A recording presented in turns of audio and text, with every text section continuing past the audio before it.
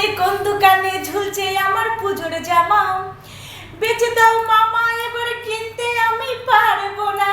কি জানি কোন দোকানে ঝুলছে আমার পুজোর জামা, বেচে দাও মামা এবার কিনতে আমি পারবো না।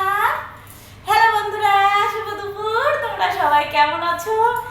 আজ কিন্তু বাইরে প্রচুর গরম। আমি গিয়েছিলাম একটু ব্যাংকে, বুঝেছো? পুজোর জামা তো কিনতে হবে, তাই তো বন্ধুরা। এই দুর্গা পুজোর আশায় সারাটা বছর আমরা বাঙালিরা বসে থাকি, তাই কিছু না কিছু নিশ্চয়ই কিনবো। আর যদি কিছু কিনে থাকি নিশ্চয়ই তোমাদের সঙ্গে শেয়ার করব। আর সব থেকে বড় কথা কি জানো তো, এবার সুদূর বাংলাদেশ থেকে চিটাগং, সুদূর বাংলাদেশ চিটাগং থেকে কক্সবাজারের কাছে আমার একটা ভাই, একটা না দুটো ভাই আসছে দুর্গা পুজোয় আমার সঙ্গে দেখা করতে। ওরাও কিন্তু আমার ফ্যামিলির সদস্য, লাইভেই পরিচয় হয়েছিল, সেইখান থেকে দিদি আর ভাইয়ের সম্পর্ক হয়েছে। তাই আমার বাড়িতে আসছে দুর্গা পুজোয়, ইন্ডিয়াতে দুর্গা পুজো দেখবে। তাই তো দিদির আনন্দে একদম ধরে না, আনন্দে আত্মহারা। তবে নিজের জন্য কিছু কিনতে পারি বা না পারি, ভাই আসছে, ভাইয়ের জন্য, ভাইয়ের পরিবারের সকলের জন্য কিছু না কিছু উপহার কিনে আমি অবশ্যই ভাইয়ের হাতে পাঠাবো।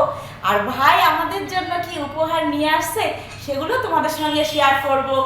পুজোর জামা তো কিনতেই হবে, ছেলেও আসছে বাড়িতে, ছেলে আসবে 7 তারিখে। তাই মায়ের আর আনন্দে ধরে না, বুঝেছো? জামা কেনাটা বড় কথা না, কথাটা হচ্ছে আনন্দ।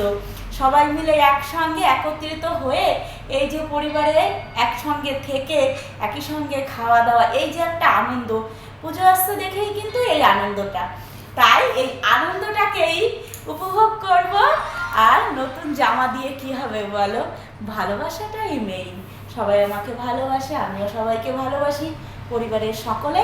তাই যে প্রতি বছর নতুন জামা, নতুন শাড়ি, নতুন জুতো কিনতে হবে এরকম কিন্তু কোনো কথা নেই। তাই তো বন্ধুরা, তোমাদের কি মতামত অবশ্যই কিন্তু আমাকে কমেন্টে জানিও। আর ওই যে বললাম বাইরে প্রচুর গরম, তাই আমরা কিন্তু আজকে দোকানের এসি দেখো দোকানে চালু করে দিয়েছি। ওই যে দোকানের সামনের গেট বন্ধ করে দিয়েছি। তবে দাদাভাই ওই যে গেমে ব্যস্ত, এতক্ষণ দোকানে প্রচুর লোকজন ছিল, লোকজন ভর্তি ছিল। লোকের সামনে না আমি ঠিকঠাক করে না কথা বলতে পারি না, কেমন একটু থুতলে যাই, লজ্জা লজ্জা লাগে, বুঝেছো? সবাই তাকিয়ে থাকে। তাই এখন কেউ নেই, পুরো ফাঁকা ঘর। পেছনে মাসি কাজ করছে, আর আমার পেছনে রান্নার জায়গা এইখান থেকে আর এই পর্যন্ত হচ্ছে আমার খাওয়ার জায়গা। আমি জানি তোমরা আলো দেখতে পাচ্ছ না ঠিকঠাক করে, আলো পড়েছে তো প্রচুর, সেই কারণে তোমরা দেখতে পাচ্ছ না। দেখো, আর এই হচ্ছে আমার বাইরের, আমি ভালো করে দেখতে পাচ্ছি না, তোমরা কি দেখবে বলো? আলো পড়েছে, রোদ পড়েছে, কাচের গেট তো, তাই ভালো দেখাতে পাচ্ছি না। সবাই ভালো থেকো, সুস্থ থেকো, বাই বাই।